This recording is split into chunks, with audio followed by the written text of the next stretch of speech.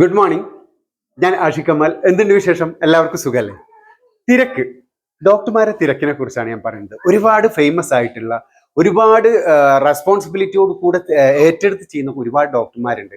അവര് ഒരു പേഷ്യന്റ് വന്നാൽ അവരെ എങ്ങനെ കംഫർട്ട് ആക്കണം എന്നുള്ളതിനെ കുറിച്ച് ചിന്തിച്ച് വളരെ കറക്റ്റായിട്ട് ചെയ്യുന്ന കുറെ ഡോക്ടർമാരുണ്ട്. അതല്ലാതെ തന്നെ ഒരു തിരക്കുമില്ലാതെ ഭയങ്കര തിരക്ക് നടിച്ച് ഒരു റിസൾട്ട് പോലും കൊടുത്താൽ അത് മര്യാദക്ക് വായിക്കാനുള്ള ടൈം പോലും കാണിക്കാത്ത കുറെ ഡോക്ടേഴ്സ് ഉണ്ട്. ഇത് എൻ്റെ അനുഭവത്തിൽ നിന്ന് മാത്രമുള്ള ഒരു കാര്യമാണ്. ഞാൻ എറണാകുളമുള്ള സമയത്ത് എറണാകുളം ഒരു 5 മാസം മുമ്പത്തെ ഒരു കഥയാണ് ഞാൻ പറയുന്നത്. 5 മാസം മുമ്പ് എൻ്റെ തൊണ്ടയിൽ ഒരു വലിയൊരു മുഴ വന്നു. ഓക്കെ, ഉള്ളിലായിരുന്നു, ഇൻസൈഡ് മുഴയായിരുന്നു അത് ഉണ്ടായിരുന്നത്.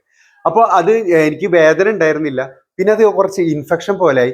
ഞാൻ പെട്ടെന്ന് ഒരു സുപ്രഭാതത്തിൽ എന്തോ പല്ലിൻ്റെ എന്തോ ഒരു സംഭവം നോക്കാൻ വേണ്ടി വായ തുറന്നപ്പോഴാണ് ഈ ഒരു സാധനം കാണുന്നത്. എനിക്ക് പെയിൻ ഇല്ല, നന്നായിട്ട് ഇൻഫെക്ഷൻ ആയിരിക്കുന്നു ആ മുഴ. അങ്ങനെ ആയിട്ട് നിൽക്കുന്ന സമയത്ത് അവിടെ ഒരു ഡോക്ടറെ പോയി കാണിക്കുന്നു. ആ ഒരു ഡോക്ടർ പറഞ്ഞു, ഇത് ക്യാൻസറിന്റെ എന്തോ ഒരു തുടക്കം പോലെയാണ് കാണുന്നത്, അതുകൊണ്ട് എന്തായാലും ബയോപ്സിൻ ഒക്കെ എടുക്കണം എന്ന് പറഞ്ഞു. നമ്മൾ ആകെ ഒരു ടെൻഷനായി, ആകെ കൺഫ്യൂഷനായി. അയ്യോ എന്ത് ചെയ്യും എന്നുള്ള രൂപത്തിൽ നെക്സ്റ്റ് അവിടെ വേറൊരു ഡോക്ടറെ പോയി കാണുന്നു. ആ ഡോക്ടറും ഇതേപോലെ തന്നെ പറഞ്ഞത്. അപ്പൊ നമ്മൾ വേറെ ഒരു ഡോക്ടർ പറഞ്ഞു, നിങ്ങളൊരു കാര്യം ചെയ്യും, ഒരു ENT പോയിട്ട് കാണിക്കും, അപ്പോൾ ഒന്നും കൂടെ വ്യക്തത നമുക്ക് അതിൽ കിട്ടും എന്ന് പറഞ്ഞിട്ട് ഞാൻ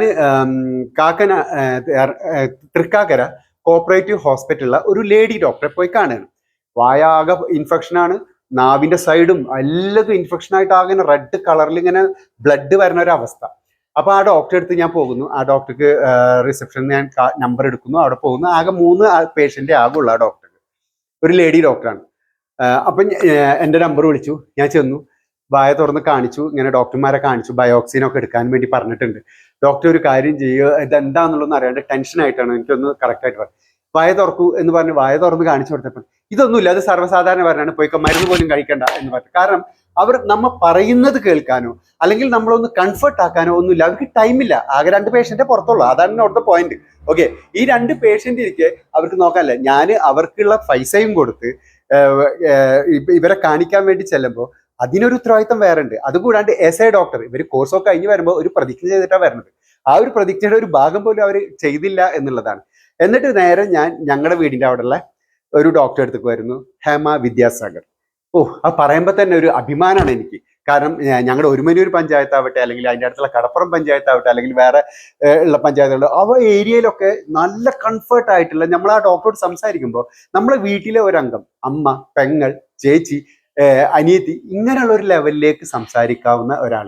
എൻ്റെ ഒക്കെ ഞാനൊരു 18 വയസ്സ് മുതലൊക്കെ അതിനെ കാണിക്കൽ തുടങ്ങിയിട്ടുള്ളതാണ്. എല്ലാ സുഖങ്ങൾക്കും ഞങ്ങളുടെ ഫാമിലി ആവട്ടെ, ആ ഏരിയയിൽ ഓൾമോസ്റ്റ് എല്ലാവരും, ഇപ്പൊ ഞാൻ പലരും കേട്ടിട്ടുണ്ട് ആ ഡോക്ടറെ അടുത്ത് വരുന്ന പേഷ്യൻസിനെ കുറിച്ചൊക്കെ. മോളെ, ഞാൻ ഭയങ്കര, എനിക്ക് മെഡിസിൻ തന്നില്ലെങ്കിലും വേണ്ടില്ല, മോളായിട്ടൊന്ന് സംസാരിച്ചാൽ മതി, എൻ്റെ അസുഖം മാറി. അതാണ് ഡോക്ടർ, അങ്ങനെ പെരുമാറും. ഞാൻ ആ ഡോക്ടറെ അടുത്ത് പോയി ഇത് കഴിഞ്ഞു. അപ്പൊ എന്നോട് ആ ഡോക്ടർ പറഞ്ഞൊരു കാര്യമുണ്ട്, കമാലെ നീ പേടിക്കണ്ട, എന്തുണ്ടായാലും നമുക്ക് ധൈര്യത്തിലിരിക്കുക. കുറേ പ്രശ്നങ്ങളും കാര്യങ്ങളൊക്കെ നിനക്കും ഉണ്ടായിട്ടുള്ളതല്ലേ, നീയൊക്കെ സ്ട്രഗിൾ ചെയ്ത് വന്നൊരു വ്യക്തിയല്ലേ, മനസ്സിന് എപ്പോഴും ഉറപ്പ് കൊടുക്കുക. എന്നാലും നമുക്കൊരു മെഡിസിൻ ചെയ്തിട്ട് നോക്കാം. 1.5 മാസം കഴിഞ്ഞിട്ട് നീ വായും മെഡിസിൻ കഴിച്ചു. 1.5 മാസം മെഡിസിൻ കഴിക്കുന്നു, അത് ഫുള്ള് കരിഞ്ഞു പോയിട്ട് ഇപ്പോൾ ഒരു ബ്ലാക്ക് മാർക്ക് പോലായി. അതും മുഴുവനായിട്ട് ഇപ്പം മാറിപ്പോയി. വളരെ ഹാപ്പിയായി. അപ്പോൾ ഈ ഡോക്ടറോട് ഞാൻ ഈ വിവരങ്ങളൊക്കെ പറഞ്ഞു, ഇങ്ങനെ അവിടെ ഉണ്ടായതും. ആ ഒരു ഡോക്ടർ ഇതിന് മരുന്ന് പോലും കഴിക്കണ്ടെന്ന് പറഞ്ഞപ്പോൾ ഡോക്ടറെ വായ തുറന്നു നോക്കിയിട്ട് പറഞ്ഞൊരു കാര്യമുണ്ട്, ഇതിന് മരുന്ന് കഴിക്കണ്ട എന്ന് പറഞ്ഞത് എന്തുകൊണ്ടാണെന്നറിയില്ല. ചിലപ്പോൾ അവർ തിരക്കിലായിരിക്കും കമ്മാലെ. കാരണം എന്താ വെച്ചാൽ, എനിക്ക് ഒരു ഞരമ്പിന്റെ, ആ ഡോക്ടർ പറഞ്ഞ ഡോക്ടർ ഒരു കാര്യം, ഞരമ്പിന്റെ കാലിനൊരു പ്രശ്നങ്ങൾ ഉണ്ടായിരുന്നു. ഈ പ്രശ്നങ്ങൾക്ക് നടക്കാൻ പറ്റാത്തൊരവസ്ഥയിലേക്ക് എത്തിയപ്പോൾ കേരളത്തിലെ നമ്പർ 1 2-3 ന്യൂറോളജിസ്റ്റിനെ പോയിട്ട് ഡോക്ടർ പോയി കാണുകയാണ്. കണ്ടിട്ട് ആ സ്കാനിങ്ങിന്റെ റിപ്പോർട്ട്സ് കംപ്ലീറ്റ് ഇരുന്ന് വായിക്കാൻ പോലും അവർക്ക് ടൈമില്ല.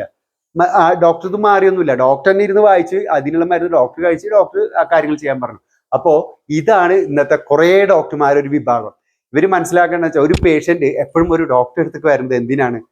നമുക്ക് ഒരു പനി വന്നു, ഒരാഴ്ച ഒരു മരുന്ന് കഴിച്ചു, അത് മാറുന്നില്ല, ടെൻഷനായി, എന്താണെന്നറിയാൻ വേണ്ടിയുള്ള ഒരു ഇതിലാണ് ചെല്ലണത്. അപ്പോൾ മാക്സിമം എല്ലാ ഡോക്ടർമാരും ദയവ് ചെയ്ത് നിങ്ങൾ ചെയ്യേണ്ടത് ഒന്ന് പേഷ്യൻസിനെ കംഫർട്ട് ആക്കുക. ഒരുപാട് ഇപ്പോൾ 90% ഡോക്ടർമാരും നല്ല ഡോക്ടർമാരും, ഡോക്ടർമാരെ മൊത്തത്തിൽ പറയില്ല, എൻ്റെ ഒരു അനുഭവം പറഞ്ഞതാണ്. വളരെ പെയിൻഫുൾ ആയിരുന്നു എനിക്ക് ആ ഡോക്ടറെ അടുത്തുനിന്നുണ്ടായിരുന്നത്.